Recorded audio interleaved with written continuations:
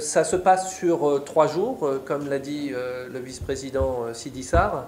Donc nous avons une première partie qui est le forum, avec un pré-forum et un forum. Le pré-forum, c'est une journée principalement d'échange sur les solutions.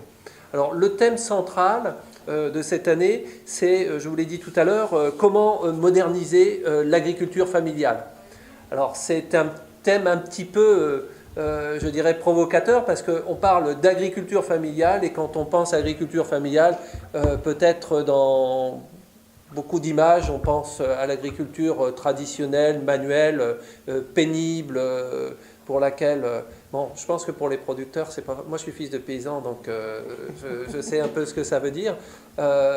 Mais l'agriculture, je pense, c'est un métier qui nécessite toujours beaucoup de savoir et justement qui a énormément de potentiel en termes de connaissances. Je pense que, j'imagine que vous-même aussi, dans vos familles, vous êtes entouré de familles qui sont aussi dans le monde rural.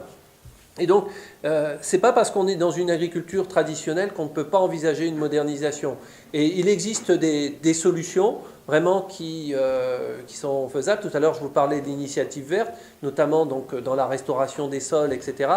Mais par contre, on a besoin des bons outils, c'est-à-dire que ce soit les bons outils de financement, que ce soit les bons outils d'accès à l'information, à la formation. Et je dirais aujourd'hui, on a la chance que les technologies peuvent aussi y contribuer. Il y a plein de personnes ici, je sais, au Sénégal, qui sont formées dans le secteur des technologies de l'informatique, etc. Et on voit émerger des tas d'initiatives aussi qui visent à donner de l'accès à l'information, à donner de l'accès aux transactions monétaires pour les gens qui sont dans les zones les plus reculées. Dans le secteur de la santé, maintenant, on commence à parler aussi de diagnostic de santé à distance, etc. Donc, on veut réellement introduire ces technologies dans nos processus, mais avec aussi un travail d'abord de partage sur qu'est-ce qu'on entend par agriculture moderne. Est-ce que l'agriculture moderne, c'est essentiellement de la mécanisation agricole? Je sais qu'il y a beaucoup d'investissements qui sont faits ici pour la mécanisation agricole, mais sur une population qui vit encore à 70% de l'agriculture, est-ce que l'accès au matériel lourd est réellement possible rapidement? Ce n'est pas forcément évident. Donc il peut y avoir aussi des solutions intermédiaires de modernisation, d'équipement. Et puis on a expérimenté dans différents systèmes, dans différents contextes, des potentiels aussi de modernisation sur des petites surfaces, parce que la question de l'accès à la terre est aussi une question essentielle, sur comment je peux investir sur une petite surface sur le long terme. Donc il y a des technologies qui ne sont pas du tout nouvelles, c'est par exemple tout ce qui est lié à l'agroécologie, à l'agroforesterie, c'est-à-dire associer l'arbre à aux cultures, associer aussi l'élevage aux cultures dans des systèmes un peu plus intégrés, pas forcément des systèmes trop spécialisés qui peuvent plutôt entraîner des risques. On a vu ce que certaines filières comme l'arachide sur le long terme pouvaient aussi provoquer en termes de dégradation des sols et tout ça.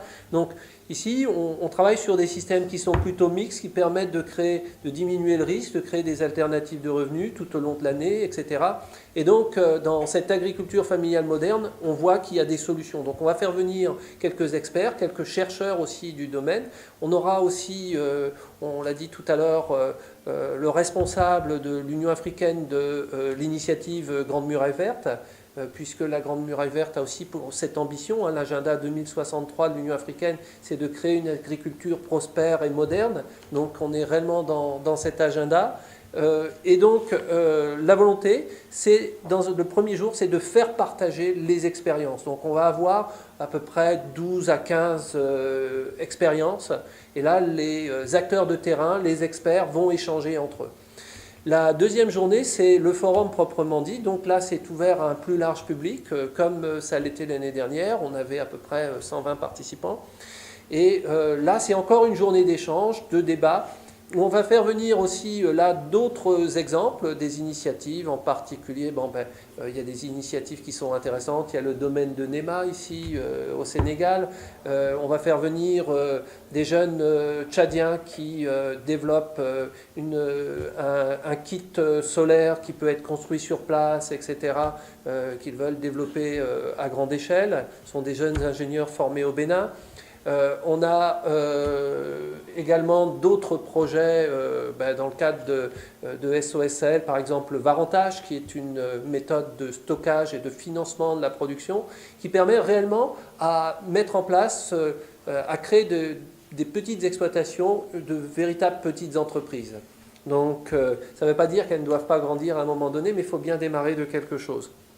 Donc voilà le forum de cette année, et donc avec un programme alléchant, des experts qui sont réellement à la fois des gens de terrain et des gens du secteur de la recherche et des institutionnels.